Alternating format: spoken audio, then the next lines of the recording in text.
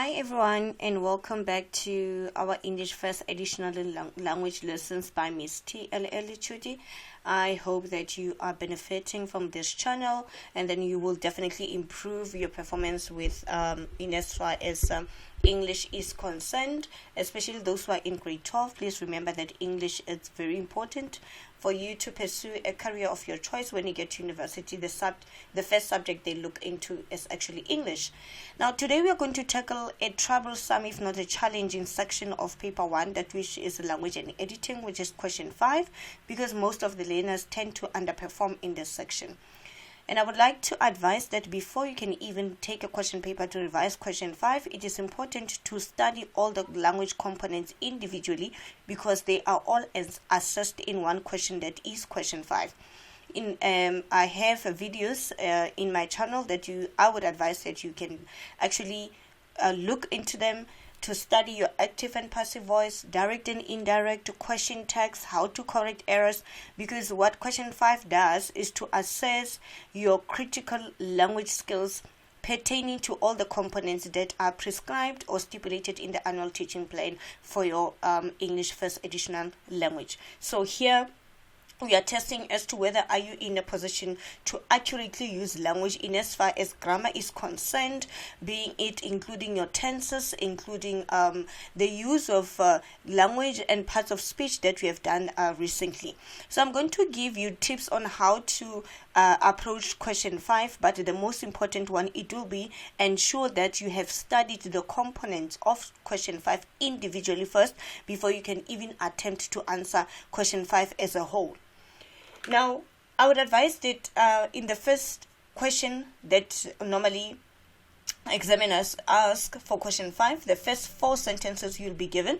You will be given 4 sentences that have grammar error, that have punctuation error, that have spelling error, that have forms of errors. So it will be your duty to identify that error and provide the corrected version of the sentence. And then I would also advise that you actually go through the passage. You'll be you'll be given the text in question 5. Go through the text, because some of the errors actually can pick them up as in when you read and you go through the text. But for the purpose of this video, I'm not going to go through the text. I've already done that. So you'll be given text F. It's a very short text. You can go through it to understand the context of the text, so that when you effect the changes in as far as errors are concerned, you've got this text as your backdrop. And as like I've said, if you practice critical reading and you have critical reading skills, you can already pick up the errors from the passage or from the text itself before going to the questions. Now, also when you answer questions, please ensure that you follow instructions of the examiner. The first instruction in question 5, it says that you must correct a single error.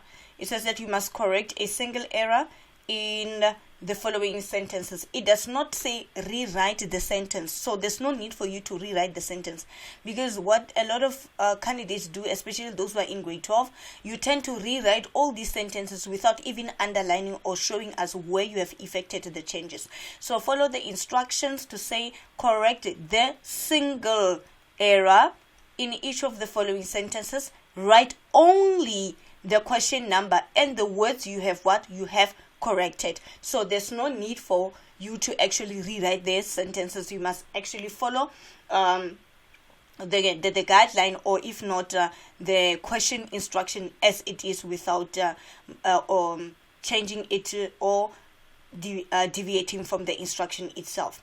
Now, if you can view one of my previous videos, I did a video on how to correct the errors effectively.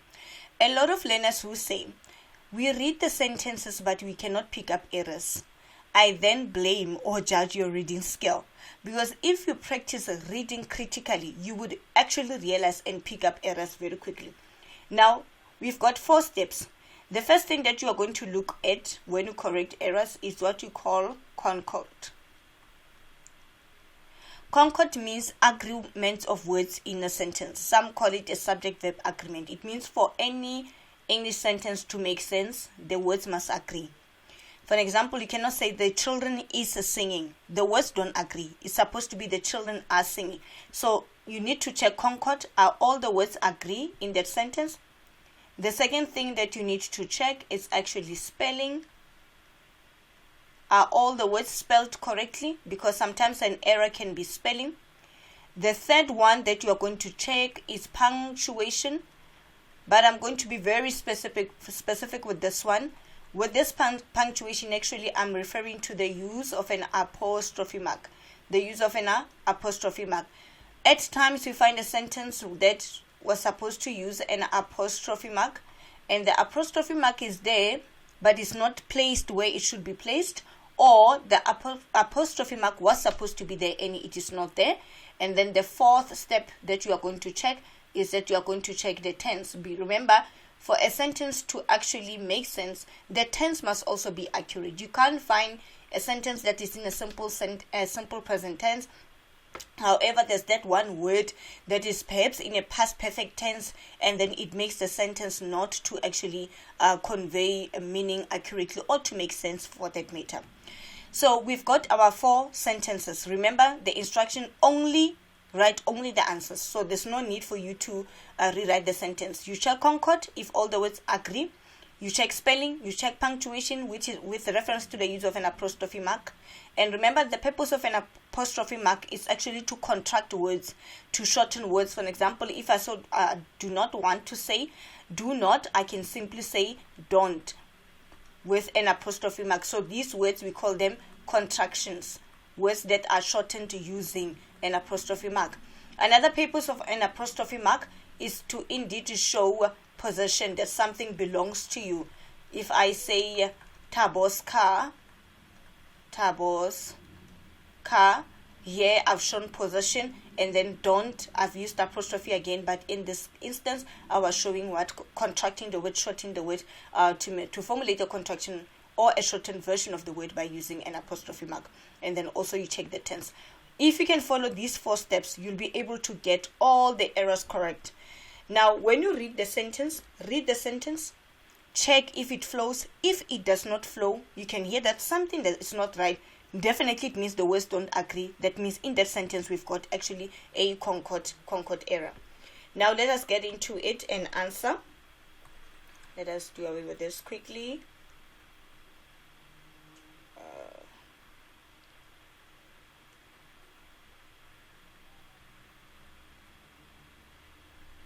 In the meantime, look at the sentences, read them, see if you can pick up the errors, following the same tips that I've shared with you, where you check spelling, you check concord, you check the use of apostrophe mark where applicable. With apostrophe mark, you need to be careful. It's where applicable. You can't just place it because you feel the need to place it. It must be applicable or relevant to the sentence.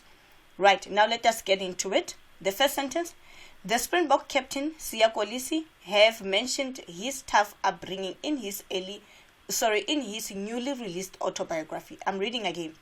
The Springbok captain, Siya Kolisi have mentioned his tough upbringing in his newly released autobiography. When I read the sentence, I pick up a concord error because the sentence doesn't flow. And when I check at the tense of the sentence, it says that it's a perfect past tense because of the word have as well as the verb mentioned. So it cannot be the Springbok captain Siya Kolisi have mentioned. Have, it's actually a present perfect tense, and it contradicts this, which is in a past tense. So the error here is have, and then the corrected version is supposed to be what? We just have to change it to become had. And then let us read it out using the word heard. The Springbok captain Siya Kolisi had mentioned his tough upbringing in his newly released autobiography. So now the sentence flows because we have used the correct past perfect tense. Right, second one. In his book, Rise, Kolisi details his success on rugby and life. We read again. In his book, Rise, Siya Kolisi details his success on rugby and life. If I check the spelling, all the words are spelled correctly. There's no need for any word to be punctuated using an apostrophe mark. So therefore, I'm left with concord. Do the words flow? Do the words agree? No, the words do not agree, because when you read it out, it says that in his book, Rice, Kolisi details his book on rugby. It cannot be on rugby. So the issue is here. Again, the issue in this sentence is concord, because the words do not agree. So this is supposed to be to change to become what? In. Let us read it. In his book, Rice, Kolisi details his success in rugby and life. Okay, so the issue was concord. You can't say success on rugby. Now we look at sentence C. It's really an inspiring book. All right. I don't see any word being spelled incorrectly, but I see an issue with it. So remember I said if the words are spelled correctly, spelling is not an issue. If the words do flow, concord is not an issue, because the words do agree. But we've got an issue here on it. So we need to, you see now where my apostrophe comes into play, is supposed to be punctuated it. Right? Or we can say it is, instead of saying is, we can say it is. It is really an inspiring book, because if you say it like this, it does not, it makes the sentence to be grammatically incorrect. So this becomes correct. Now sentence D. He was offered a scholarship to study at grade junior school in Gqeberha. He was offered to study. So remember what we checked. The words do flow. When I read the sentence out, I can hear that the words flow. I don't pick up any concord error, but I look at the word offered. Here's my challenge. You see now, it means now in sentence D, the issue was indeed spelling. Correct? Now, the correct spelling, therefore, is supposed to be offered with a double F, and then it's supposed to be like this. So we have corrected it now to be offered. Alright, so if you can follow through my guidelines, you would realize that either of the four is an error. Concord might be an error, spelling might be an error, the use of a punctuation mark might be an error, and also spelling might be an error. So if you read critically and you check all the four, some, if not one of them, is always an error in a particular sentence. And please just write the corrected version. Do not rewrite the sentence. Alright, let us move along. Now the following up question is actually centered around the use of italics. I did mention that before you attempt to answer any question in question 5, please go through. It's just a short text. And then the first sentence says that the Springbok captain Siya Kolisi have mentioned in his tough upbringing in his newly released autobiography in his book Rise. Right? Now let us go to the question.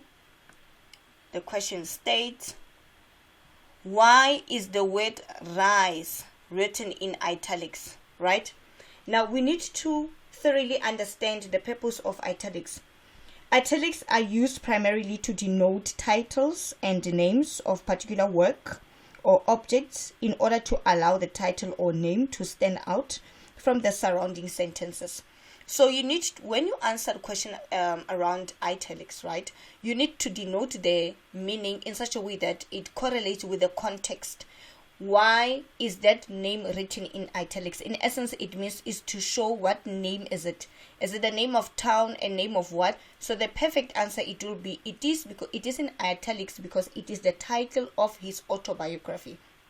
So I'm going to repeat that the purpose of a title is to denote, the purpose of using italics for that matter is to denote titles and names of particular works or objects. So it's not that every time when you answer, you will say that italics are used to show a name of something.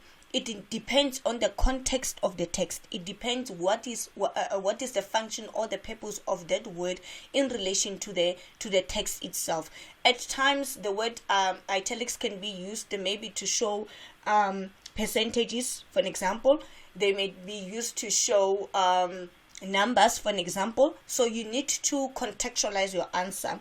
But overall, the idea that I can convey or teach you is that italics actually are used in order to allow the title or name to stand out from the surrounding sentences of the text. So the correct answer, it will be, why is the word rise? So the word rise, it is what? It is in italics simply because it's to highlight or to show the name of the, is to highlight or indicate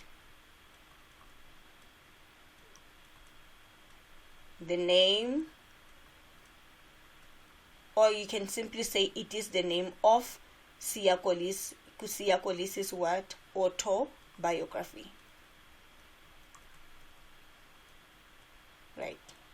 So you must know that you can in future maybe expect questions of this nature where you are asked to substantiate the use or to explain the use of italics in a particular sentence. You just need to check that word. What does that word represent in the context of that text, and then that will be your answer. If it's to show the name of the professor being spoken about in the text, that is your response. Right, now as we move along, we are done with correction of errors. Now we are going to look into other components that are included in your English FAL question 5. Remember, I said we must study them individually before we can even attempt to answer them here in question 5. Right, now with that said, now we are done with correction of errors. I've successfully shown you how to correct errors. Now we are going to deal with other aspects of writing, that which include tenses, direct and indirect speech, active and passive voice. Now rewrite the following sentence in a simple past tense. You must be in a position to know all the tenses, especially when you are in grade 12. It's important that you know all the tenses and to play around using various tenses to say, okay, how can I change this tense to this one? How can I change this tense to this one? When you look into your tenses, what merely determines a tense, it will definitely be your verb, which is an action word, because we rely on the verb to know when did the action happen, or is the action yet to happen in a future tense. So he describes his tough upbringing in the Zweden township in e.t.c. So rewrite it in a simple past tense. It does not say past perfect tense. It says simple past tense. So the action that is performed here is to do what this person did, what describes. So it simply means that we just change describe to become what described into a simple past tense. So it's going to be he described his tough upbringing in the Zweden township near e.t.c. So whenever you have questions around tenses, please check your verb, because for us to know that you have changed the tense that is required by the examiner successfully, we actually look at in the action verb. Right, and then another dynamic that is being examined after the tense in this question paper, we have changing of active to passive voice. Kolisi impressed the scouts at a youth tournament in Mossel Bay. For you to change a sentence from active to passive voice, you must establish subject, verb, and an object, as well as the tense. So you have Kolisi performing the action. He is our subject. The action that he performed was to impress. The word impress becomes the verb. And then who did he impress? He impressed what? The scouts. So the scouts here is going to become what? Your object. The scouts will become your object at a youth tournament in Mossel Bay. So once you have established which word is your tense, which word is your verb, which word is your object, we know that in a passive voice you take the object of the sentence to become the subject of the sentence, but you don't rush to do that. You also establish the tense of the sentence. Kolisi impressed. So the word impressed makes this sentence to actually be in a past tense. So I'm expecting to see that the sentence that you are changing from active to passive was actually in a past tense. Correct. Now that we have identified where is our object and then the sentence is in a past tense, we are going to take the object of the sentence to become the subject of the sentence, and then we start the sentence with it. So therefore the answer will be the scouts. Remember, not one scout, many. Were. Why are we saying were? Because remember, we are changing a past tense. The scouts were impressed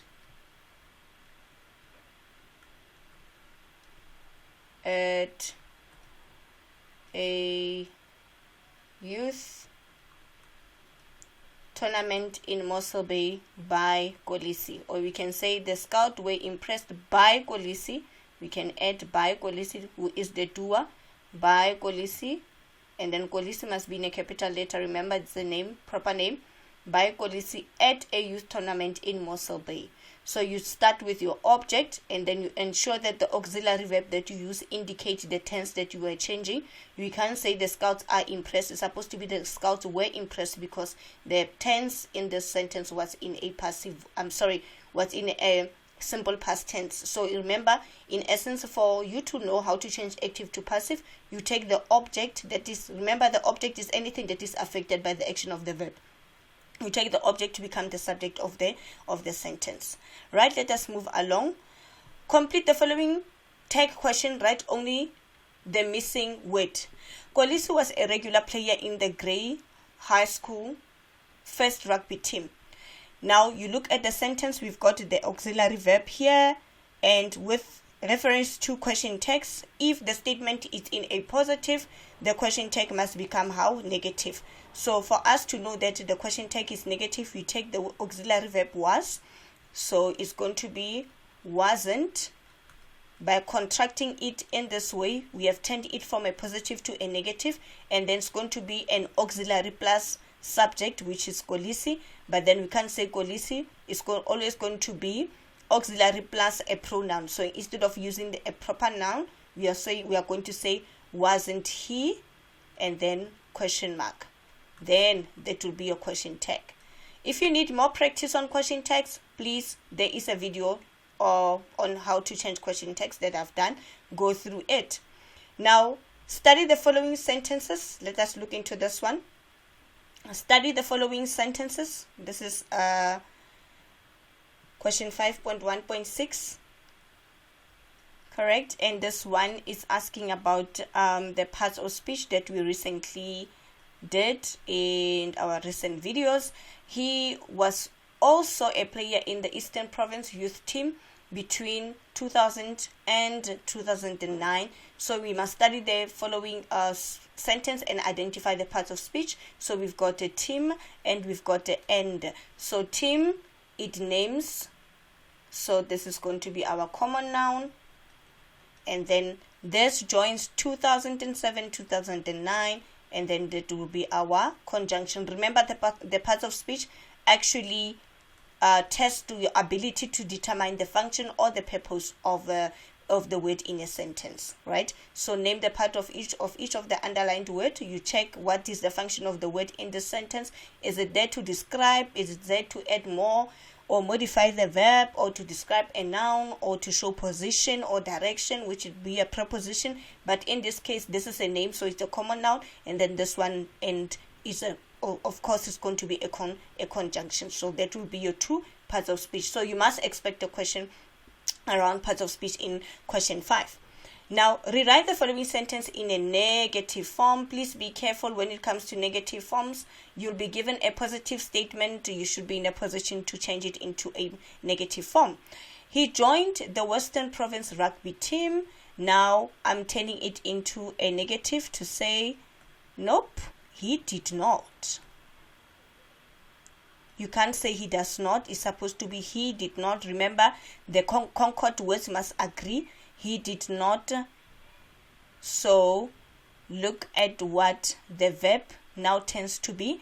It can't be joined anymore because already this is in a negative. so the verb goes into a present tense to say he did not join. We cannot say he did not join the Western Province. It grammatically it would not make sense. So by virtue of having a negative did not, cancels the past tense of the verb to be in a present tense, so that we can successfully change it into a from the negative into a positive. So it's going to be he did not join the Western Province rugby team. And these are collectible marks in question 5.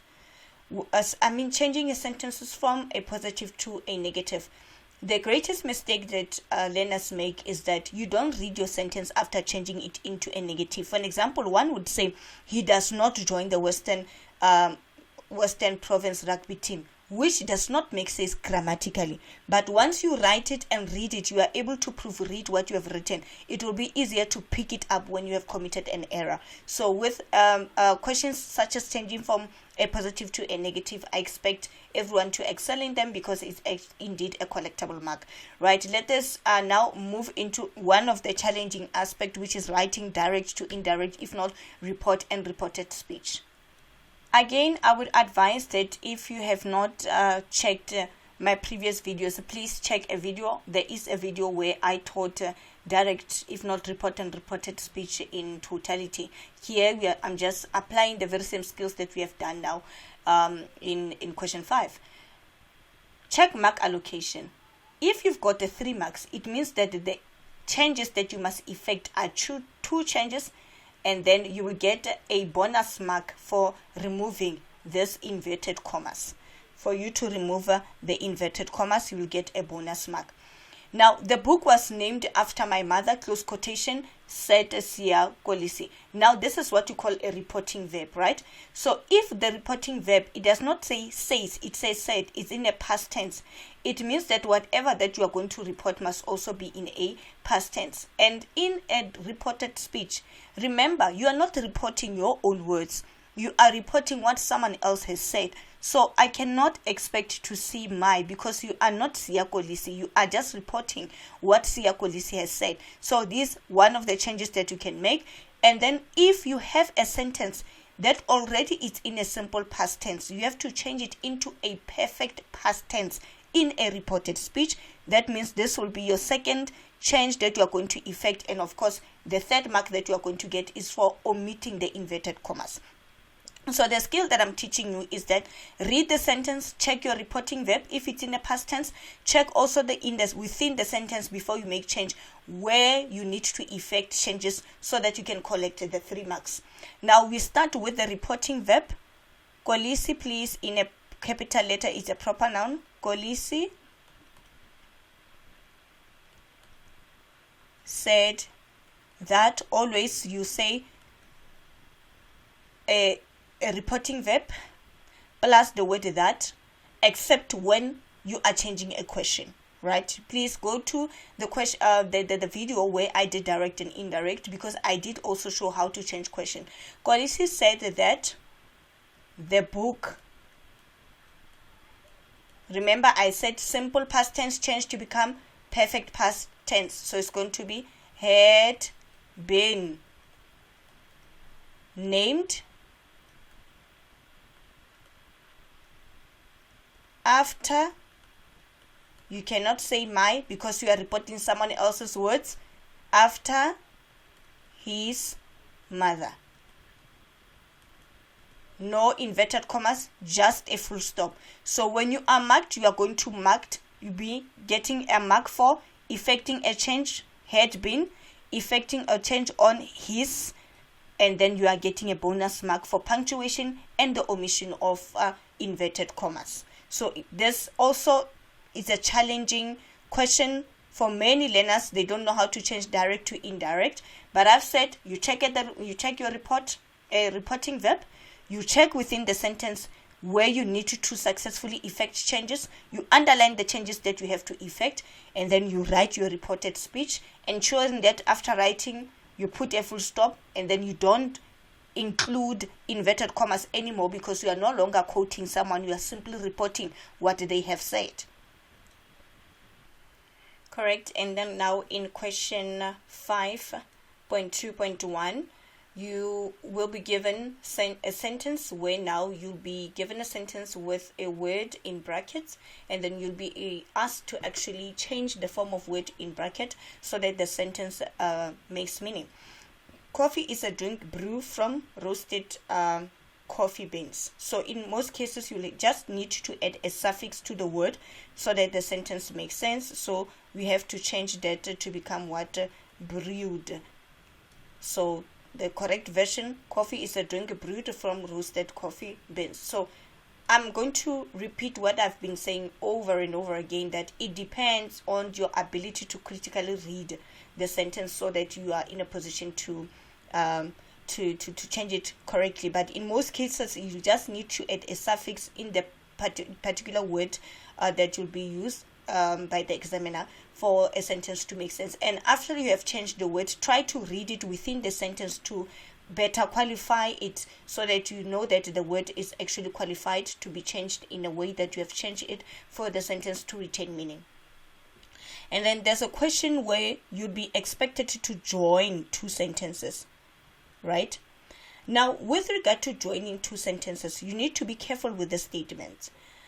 If the statements, the two statements or the two sentences that you are given by the examiner actually share the same sentiments, it means it's not the positive and a negative, I expect you to use conjunctions such as and.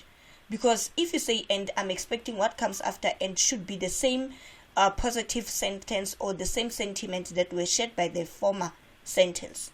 But then if you have two contradictory sentences, I expect conjunctions such as but, I expect a conjunction such as although, because it means that you are now going to combine, if not to join, two sentences that do not share the same sentiments, or a negative and a positive sentence. Right. Combine the following sentences into a single sentence by using the word what, although.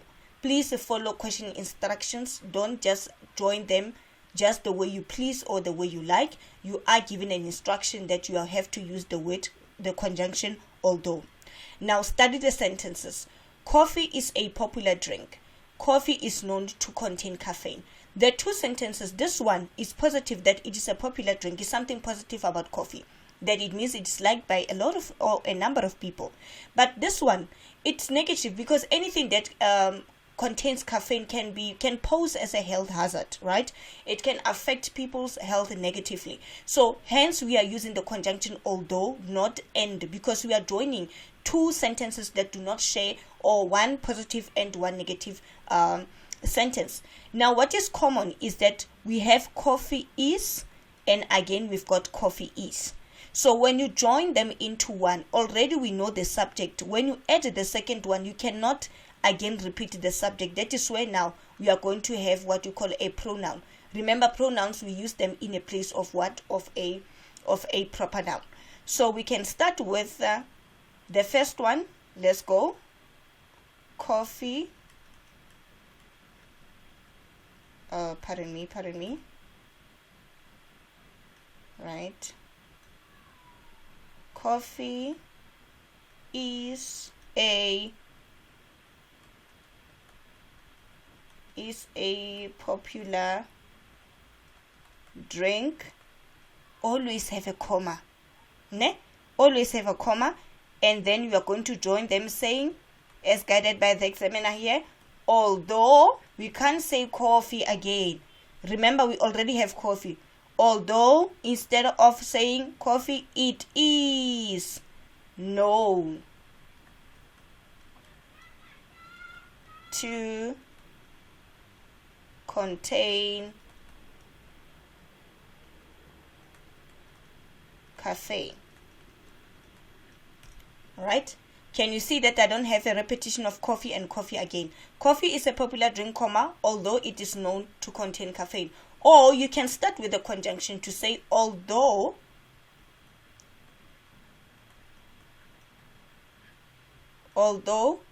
coffee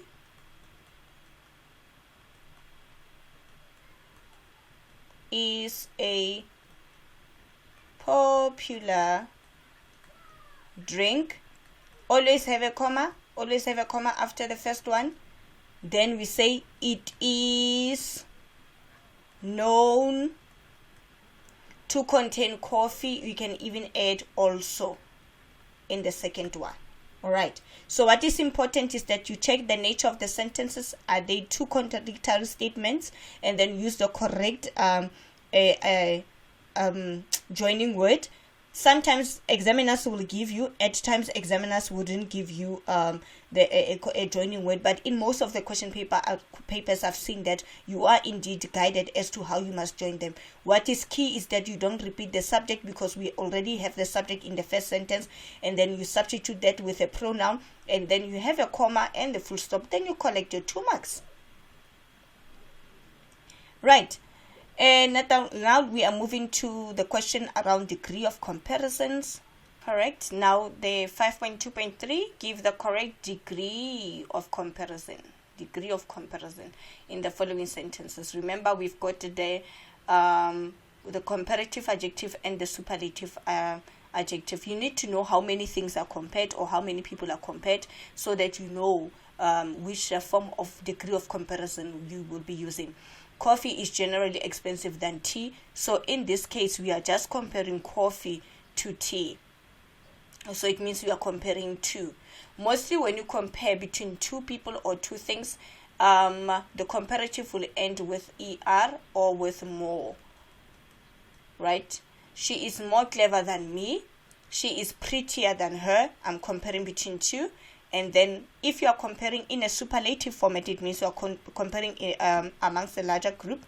The comparative will end with EST, or if not, you use the word most. Right? She is the most beautiful woman in the school, or lady in the school. We have compared amongst a larger group. She's the smartest in class. It's between the larger group. So before you can even effect changes here, check how many people or how many things are being compared. So coffee is generally expensive than tea. Remember, if you cannot change this, that's when now you add the word what more, or arguably you can also use the word what less. So it's going to be coffee is more expensive than tea, or coffee is less expensive than tea. Now, give the plural form. Okay, here we just have to check word berry, and then we change it to berries. Please ensure that the spelling is correct. That you must ensure that the spelling is correct. So we have to have, we have to have berries with double R-E-S, and that's correct. And then the last question, it will be an antonym of the word strong. Remember, the antonym means opposite. So if something is not strong, indeed the opposite, it will be what? It will be weak. So that's how you collect the marks in question 5. But I would advise that you study all the components individually. At times they may ask about homophones, at times homonyms, at times synonyms. And then here in this question, it was November 2022, they ask about our antonyms. But what is important, the most important ones and challenging ones are your direct, indirect, active and passive voice, correction of errors, as well as degree of comparisons. So the idea or the nugget that I might share with you, study them individually. Give yourself 5 to 10 sentences in direct and indirect. Give yourself 5 to 10 sentences in passive and active. Actually check down my videos that I've done in all these components of question 5 in such a way that we improve our performance with regard to the language use. And if you are in a position to use a language accurately, it becomes even effortless for you to excel in a comprehension.